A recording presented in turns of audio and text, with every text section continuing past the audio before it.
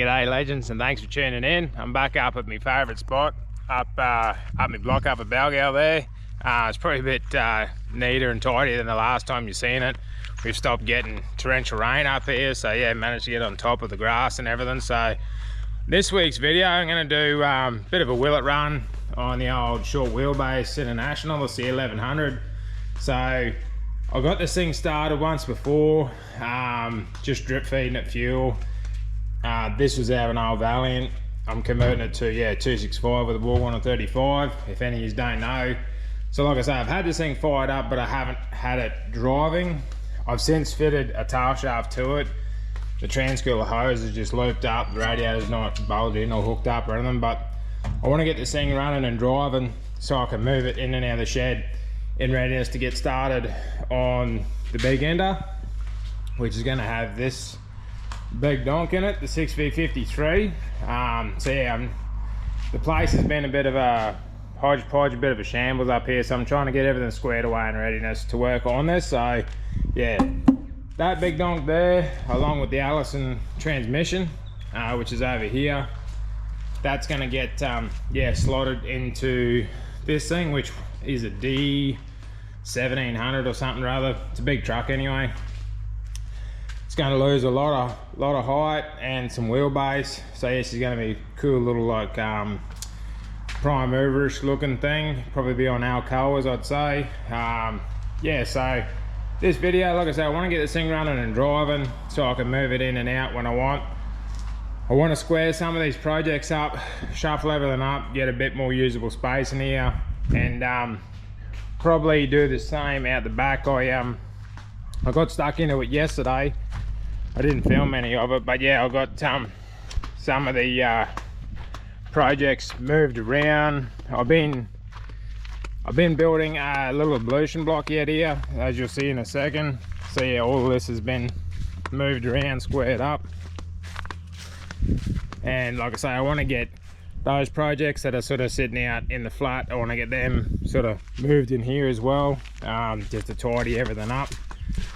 So yeah, here's the ablution block. It's not finished, barely put together, but just got a little ablution block going here, toilet, sink and all that. So yeah, you can work up here without having to duck down the road.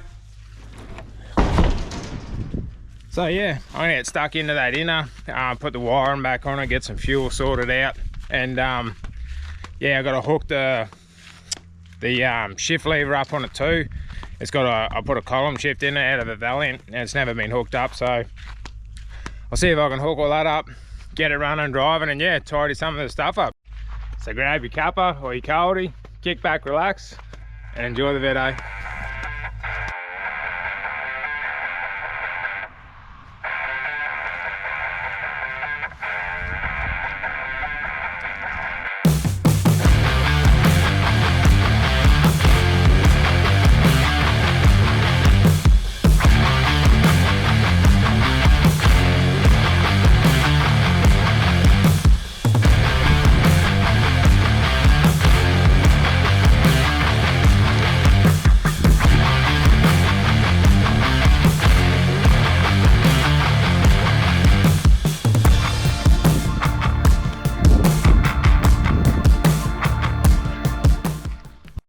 Rightio, so I had a bit of a play there before. I managed to get this rod sort of set up, split pins put in it.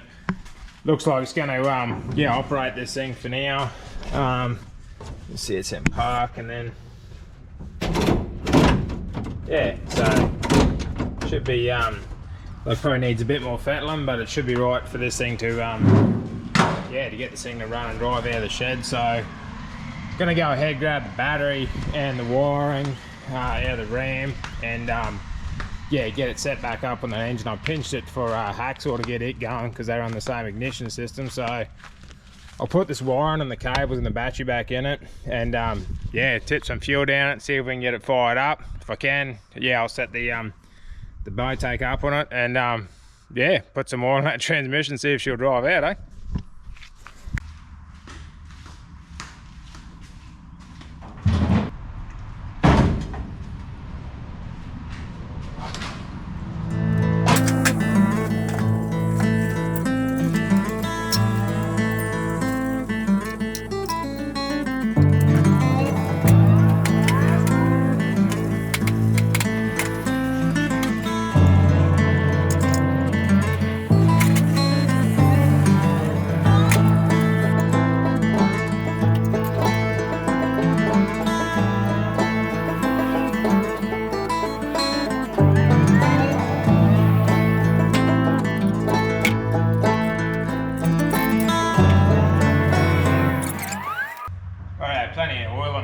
transmission dipstick there.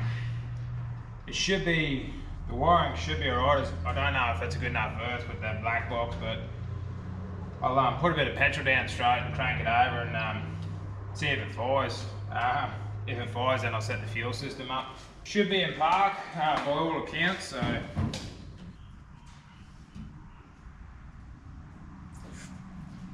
Wow, I went everywhere other than the carby.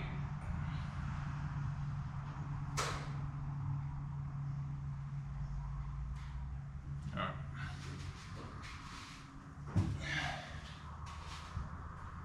So that should.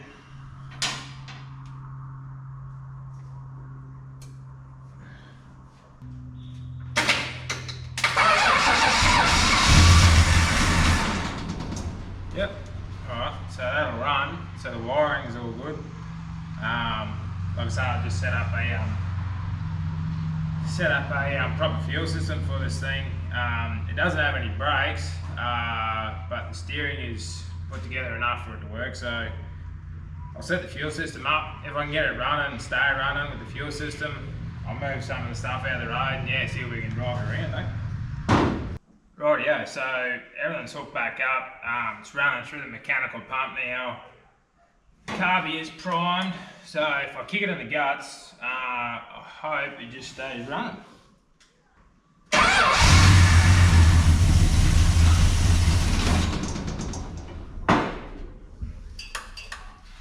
It seemed like it wanted to.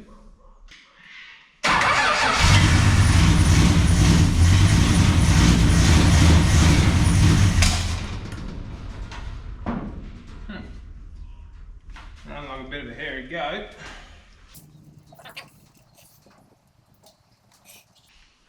Plug leads seem to be on.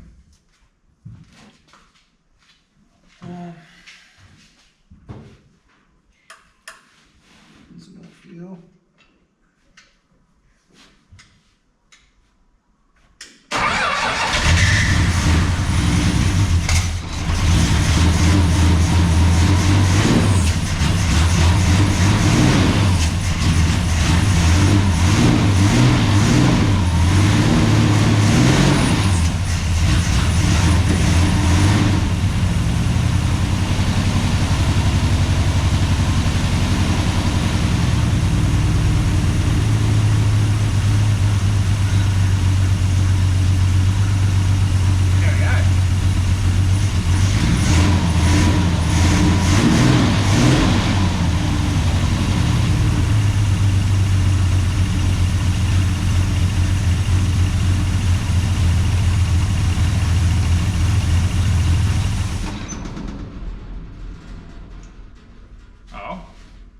Will it run? Yeah, it will run. It's running like a bit of a hairy goat. Might need to take a while to pump up some of the lifters. Some of the spark plugs might be a bit dodgy. But anyway, that's alright. We know it runs, so what I might do next is might chop the wheels and then yeah, get it running again, see if it picks up forward and reverse. If it does, yeah, I might shift some of the stuff out in front of it and yeah, see if we can drive this thing for the first time with the Hemi in it, eh? Rightio, so I got some wheel chocks in place there. So let's see if we can get this thing started and then go and throw it in forward and reverse, eh?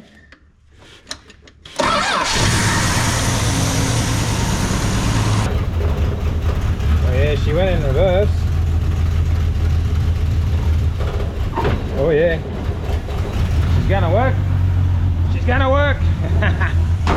Alright, I'll move some of this crap out of the road and yeah, take this thing for a burn around the paddock, eh? Rightio, so I had to think about this for a little bit and I thought, oh, if I'm going to drive this thing around, I know I don't have brakes, but I might have some throttle control. So what I end up doing, this is like a VT Commodore accelerator cable. It's what I usually run on most of my stuff. This is a Commodore booster as well. This is an adapter plate I made to yeah, run a Commodore booster master on this thing. So what I'm going to do is I'm going to bolt that plate on there with the booster. Not, like I say, not that I have brakes, but that mounts the accelerator pedal off it. It mounts off the outer two booster bolts, so like those two there. So gonna go ahead and yeah, bolt that booster and that on there. And believe it or not, that I just punched the plug out of there, but that accelerator cable is actually supposed to go, that line's directly up where it needs to. The hole's a bit too big for the cable, so I'm gonna have to cut a bit of, or either find a washer or cut a bit of plate to yeah, stop that going through the hole, and that should hook straight up. So yeah, gonna go ahead, get that bolt in, get this cable fitted, and then yeah, move some of the stuff and start this thing for a drive. Oh yeah, so like I said earlier, I went ahead and bolted that booster and that in there. And I've got this cable sort of work temporarily, doesn't have the right hook up on here, so, but I do have some throttle. I don't need a lot, like I said, it's got no brakes anyway, so I don't want to be going too fast. So, and I've just run this wire into the cab there, just to be able to yank this coil wire off, so if she runs away on me, I can yeah, yank it off if I need to. Oh, it's not even staying on there now. All right, so let's just get that in there. Rightio, so like I say, that's emergency stop there. Doesn't really have enough transmission oil in it, but it seems to be working for now.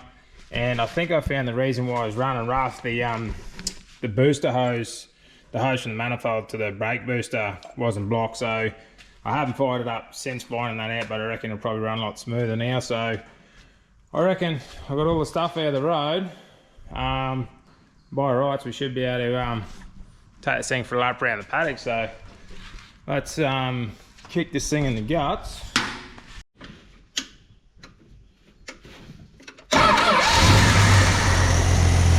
Oh, that's better. Sounds like a champ now. Alright, so we can't go too much of a drive. Hasn't got any drilling and obviously no radiator, but oh, let's take the chocks out there.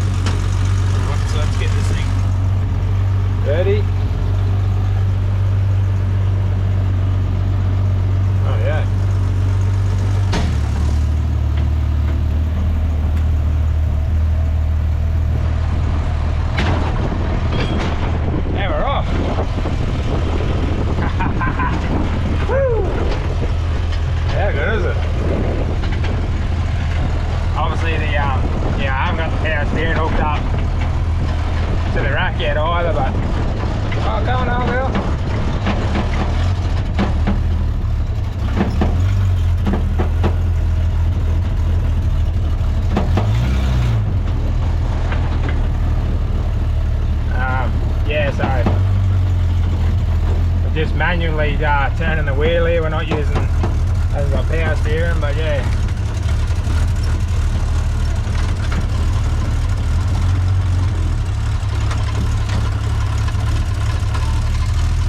Alright. There we have it. She runs some drives. Yeah, obviously not the smoothest operation. Everything's a bit temporary, but it's mainly what I needed. Like I say, I just want to be able to have this thing mobile to get in and out of the shed. So I'll go ahead and move some of this other stuff where I want it, and yeah, we'll get this thing back under the shed, eh?